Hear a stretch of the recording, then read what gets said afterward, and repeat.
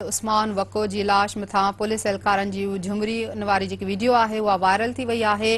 Video में police एहलकार लाश मथा झुमरियूं हणंदे नजर अचन था। वीडियो में एसएसपी कंबर भी नजर अचे तो।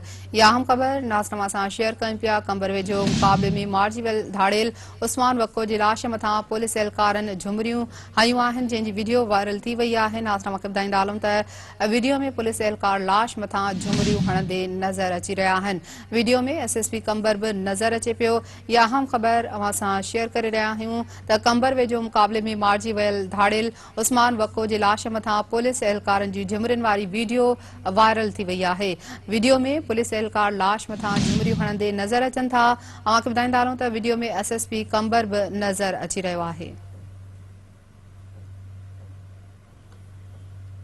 अहम खबर के हवाले से नाज़रीन के आगाही दींदा हलूं त कंबर वेझो मुक़ाबले में मारिजी वियल धाड़ेल उस्मान वको जे लाश मथा पुलिस एहलकारन जी झुमरियुनि वारी वीडियो जेकी आहे वायरल थी वही है।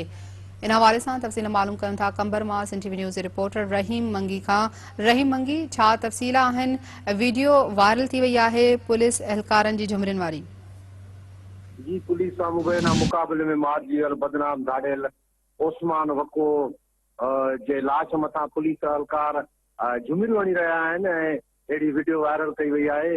ऐं इन सिलसिले में ॿुधाइबो वञे त मारिजी वियल धाड़ियल जे लाश खे कंबर जे सदारपुर ज़िले जे रबीपुल थाणे ते आंदो वियो, जिते एहलकारनि तरफ़ां ख़ुशी विचां झुमरियूं हयूं वयूं, जॾहिं त लाश खे हींअर ॿुधाइबो वञे त सदारपुर अस्पताल ॾांहुं आंदो पियो वञे। जॾहिं त इन सिलसिले में एसएसपी कंबर तरफ़ां साथ सां ब्रीफिंग भी रखी वई आहे, जंहिंमें वधीक इन धाड़ियल जेके केस आहिनि ऐं या इन धाड़ियल जे ख़िलाफ़ जेके पुलिस एहलकार शहीद कया आहिनि उहे वधीक इंकशाफ कया वेंदा ऐं साथ नालो बयान कया वेंदा ऐं मुक़ाबले जी तफ़सीली सूरत हाल साथ ॿुधाई वेंदी।